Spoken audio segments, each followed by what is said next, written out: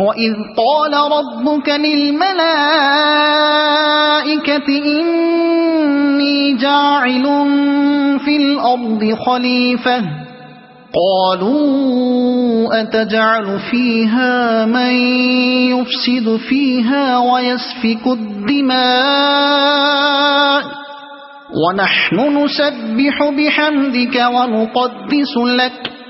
قَالَ إِنِّي أَعْلَمُ مَا لَا تَعْلَمُونَ وَعَلَّمَ آدَمَ الْأَسْمَاءَ كُلَّهَا ثُمَّ عَرَضَهُمْ عَلَى الْمَلَائِكَةِ فَقَالَ أَنبِئُونِي بِأَسْمَاءِ